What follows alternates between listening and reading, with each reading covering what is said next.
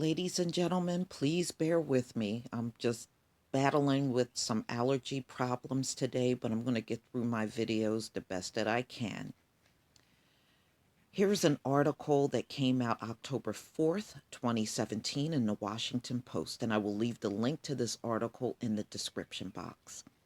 Companies can't find workers to rebuild after Harvey and Irma. If you've been following my channel, and especially the drug news that I give, you know why this is happening. So let's get into this article.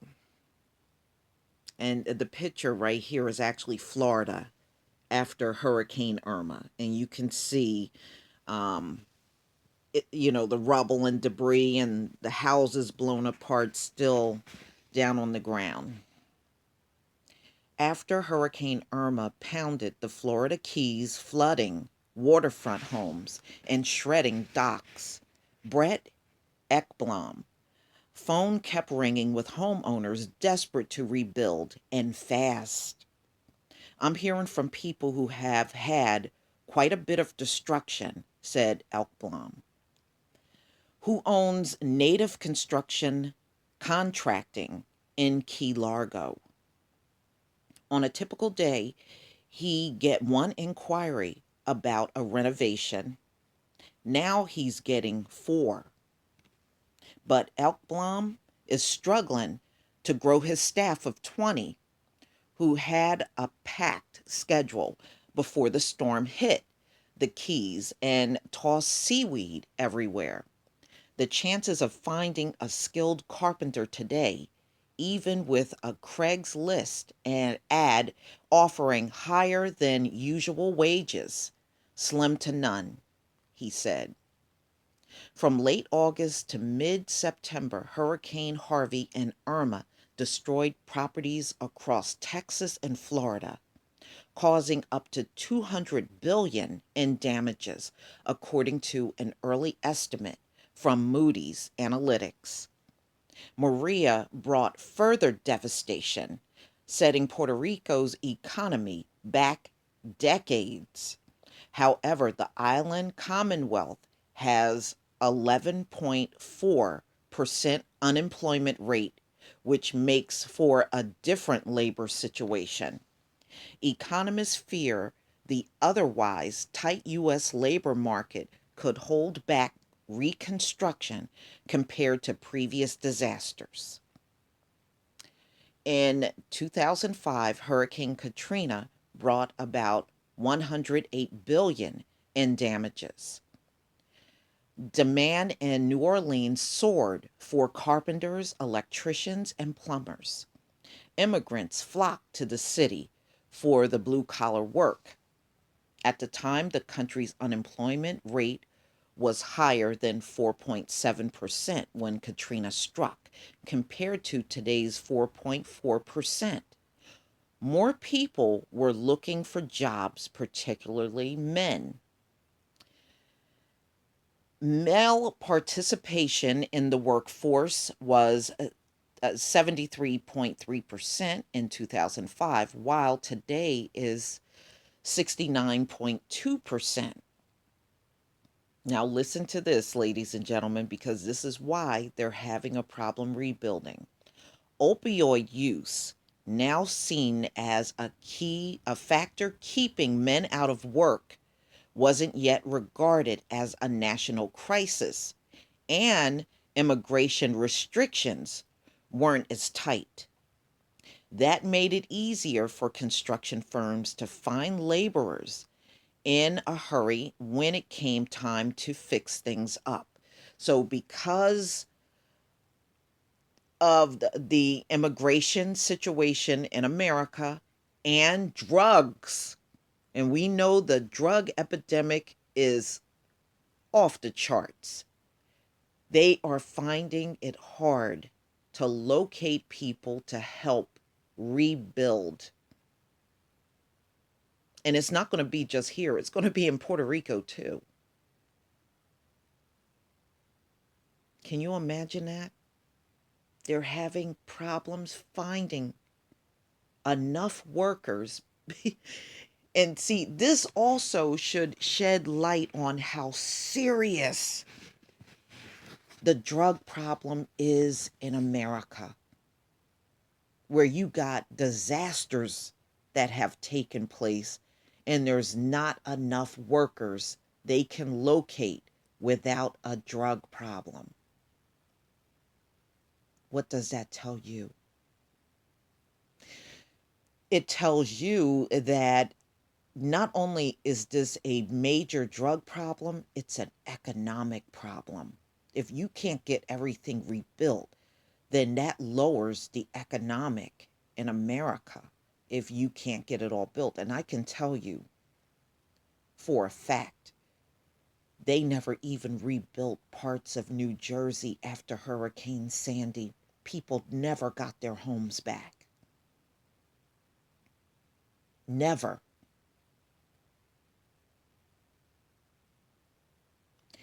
But at the time, I did not put two and two together and realize they never could find enough workers to construct all those homes again. So they pretty much gave up.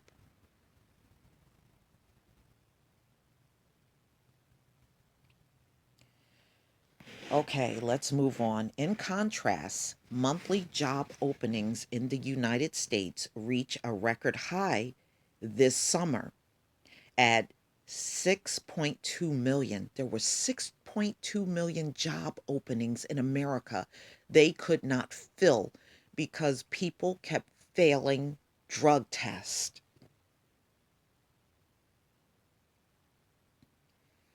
Then came the hurricane season aftermath. Adding on to those vacancies in communities began to put themselves back together. Employers nationwide are complaining about a labor shortage, especially in traditionally male dominated fields such as manufacturing and construction. Business owners say a lack of skilled workers who can pass a drug test has stalled their growth.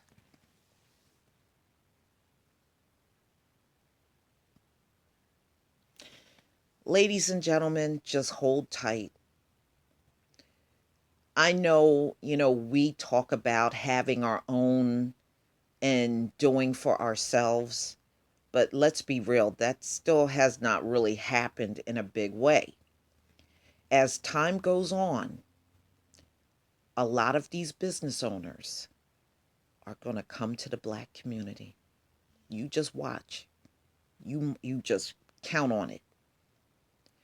See, right now they are desperate to fill a lot of these jobs with white people, and they are simply not finding them because of the drug plague in the country.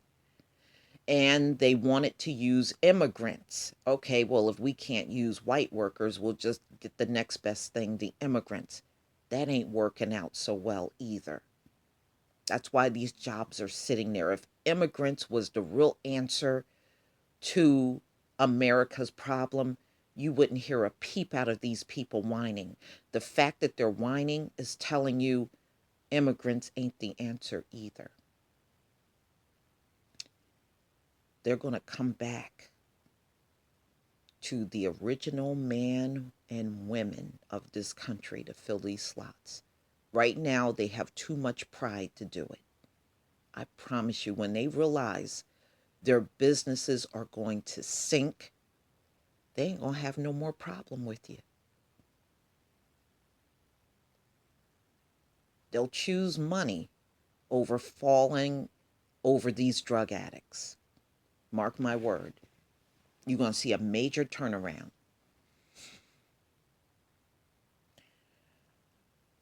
Joe Brusulas, chief economic at RSM, said post hurricane reconstruction will prove especially challenging because of the tight labor market. There is not a significant surplus of labor ready to re enter the workforce to take relatively higher paying construction jobs that will be available in Houston and across much of Florida, he wrote in an analysis ahead of Friday's job report. While it's understandable that the focus is still on human costs to hurricanes in Texas, Florida, and the Caribbean U.S., the likely economic narrative going forward will be, where are all the workers necessary to rebuild? Charles Chuck Mason Jr., president of Mason Construction in Beaumont, Texas, said people are still trying to dry out their houses after Harvey. Starting work while the walls and floors are still damp, he explained, would seal in mold.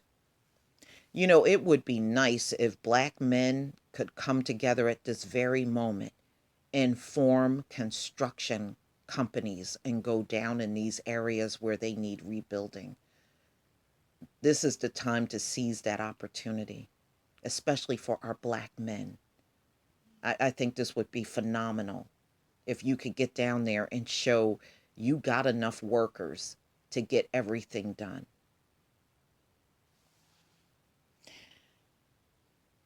So church halls remain full of people sleeping on on donated mattresses. This is going to be the biggest demand probably ever in this area for housing trade, he said. And there's a severe shortage of qualified workers. You know what? There are no workers that can get it done better than black men. I mean, I'm sorry, but it's the truth. It's the truth.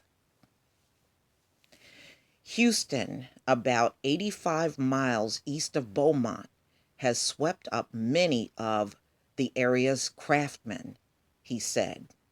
Mason Jr., 67, having trouble hiring just one more carpenter to help clean up the area's petroleum plants. He's looking for an extra 25. When you add in all the demand in Florida, there's going to be a shortage nationwide of people with those skills, he said. The labor shortage is already boosting salaries. Median pay for construction workers in the United States is 16 an hour, according to the Bureau of Labor Statistics. Elblom, who runs the Key Largo construction company, said he's offering between 17 and 20 an hour. So, depending on experience, he's looking for at least 10 more workers. That's a shame. They're not even looking for that many, and they're struggling to find these people because they keep coming, the people that are coming forward are all junkies, and they don't want them.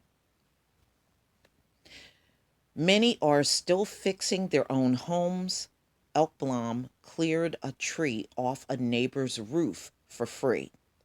Now his staff faces sand all over construction sites, tipped porta potties, flipped dumpsters, broken gates, trash roofs, and soaked basements.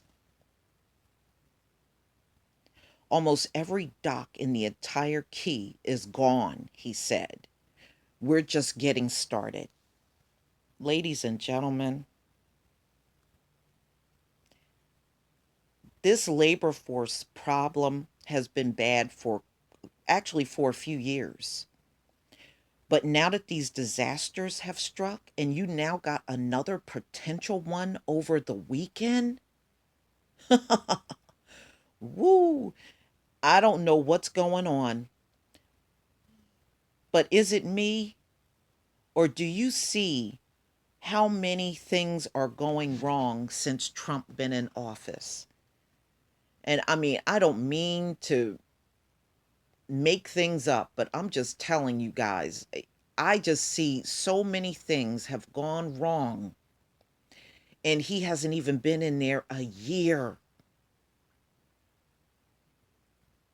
And just look at how many things have gone wrong after the eclipse. The eclipse was probably maybe a little over a month ago, and it just seems like it's been one disaster after the next after the eclipse.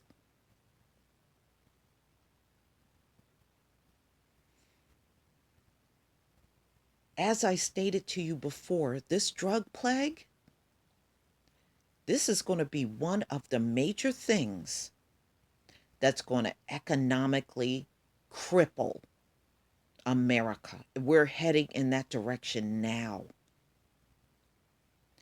What do you do when you have 23 million people that are hooked on opioids and heroin in your country?